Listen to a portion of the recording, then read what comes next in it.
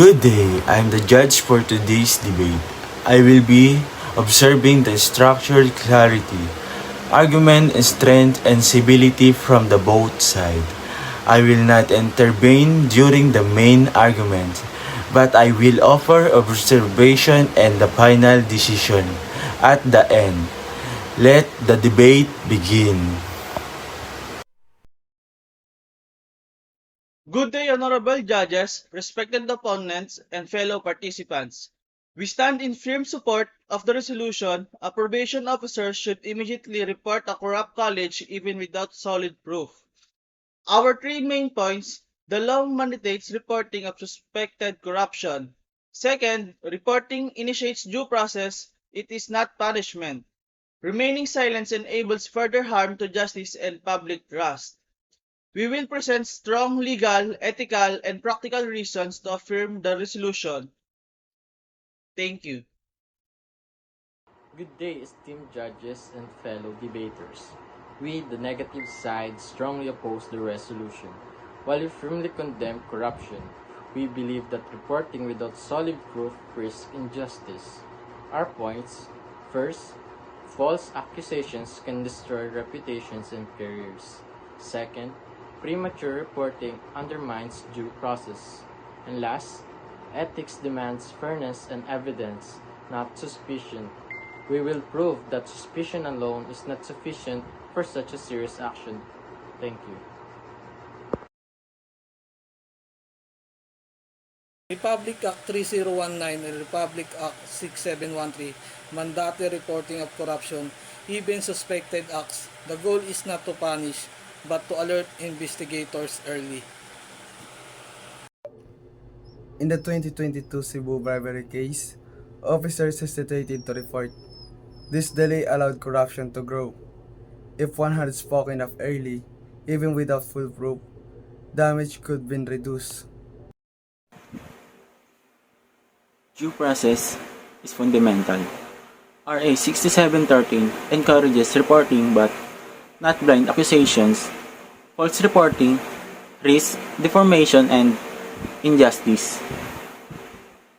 This action came after multiple verified complaints, not mere suspicion. Suspicion alone can be biased or misinformed. Morally, silence enables corruption. Probation officers impact lives if they ignore suspected wrongdoing.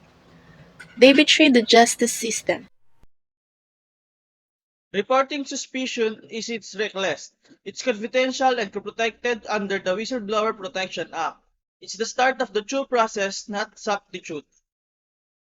Even confidential accusation harm reputation. Ethics is not only about courage, it's also about fairness to the accused.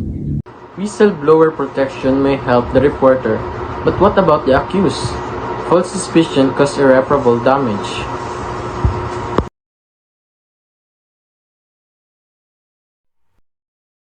Let us consider the precedent set by ethical codes across law enforcement. Globally, institutions like the FBI or Interpol emphasize early internal reporting of suspicious activity. It's about transparency and organization accountability. By reporting based on strong suspicious, internal affairs can observe patterns, initiate surveillance, and potentially stop a wider criminal network within the justice system. Moreover, workplace ethics literature consistently shows the employees who observe wrongdoing and say nothing create toxic environments. Probation officers have unique proximity to the valuable criminals trying to reintegrate. If a corrupt college tampers with the rehabilitation process, the ripple effects harm families and communities. Imagine a probation officer accepting bribes to overlook parole violations. Waiting for proof could mean allowing repeat offenses to go unpunished and ultimately enabling societal harm. Let us not forget that reporting suspicion is not public defamation. It's typically done confidentially through internal mechanisms. The concept for false accusation is real, but is mitigated by investigation protocols that protect both parties. Suspicion doesn't lead to immediate dismissal. It leads to inquiry. According to RA 6713, exists not just for extreme cases of corruptions, but to encourage vigilance. Integrity is not a reactive duty. It is proactive. Failing to act out our fair dilutes accountability. To protect the justice system's credibility, we must act when our conscience alarms us. While affirmatives call for preemptive reporting, history warns us against the dangers of acting on suspicion.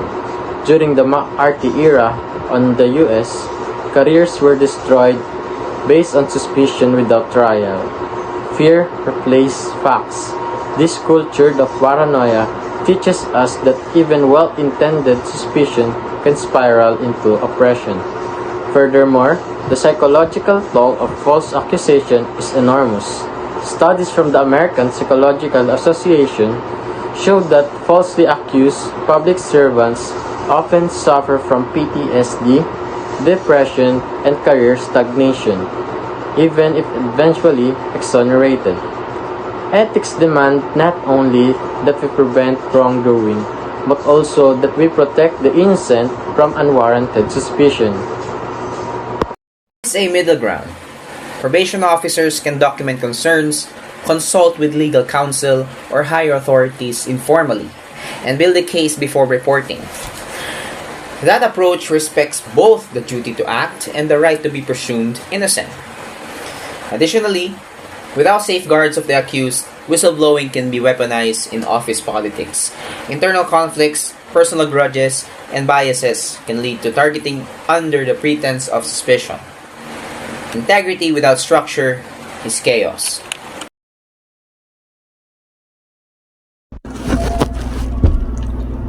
Would you agree that RA 6713 legally obligates officers to report corruptions even without solid proof? Yes, but RA 6713 assumes responsible, good faith reporting. It does not call for blind or impulsive reporting.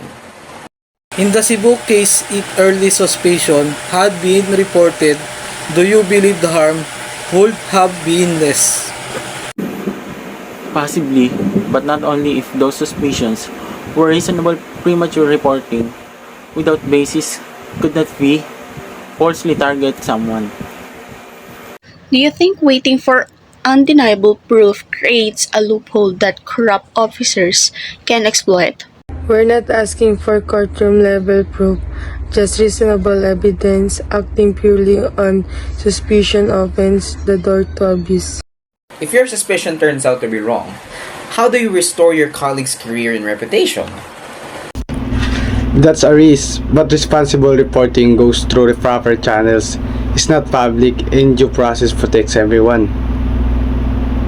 Do you believe that requiring only strong suspicions won't open the door to personal biases, misunderstandings, or office politics? Strong suspicion should be based on consistent behavior or red flags, not emotion. Proper authorities assess the report's validity. Is not the presumption of innocence more important than acting on suspicion alone? Absolutely. But reporting doesn't replace the presumption of innocence. It activates due process.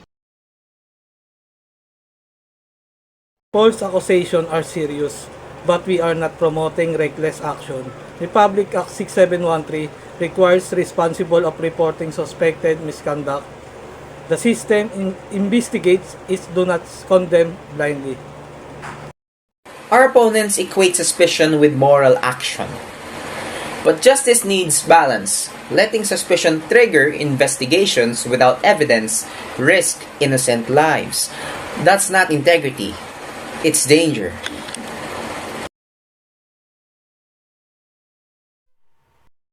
Corruption thrives when people wait for solid proof. Probation officer must report what they reasonably suspect. It's a duty to the public and the law. Reporting suspicious protect, not punishes. Justice demands fairness on both sides. Reporting without sufficient basis leads to destroyed reputations and injustice. Fight corruption, but do it responsibly. Therefore, we oppose the resolution.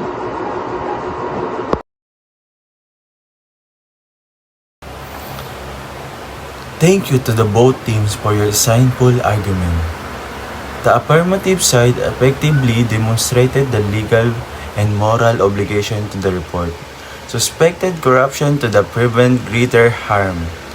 The negative side raised valid concern about fairness and the risk of false accusation. After weighing the clarity, logic, and the use of evidence, I declare the winner to be is a group affirmative. Great job to everyone who participated. This debate is now concluded. Thank you.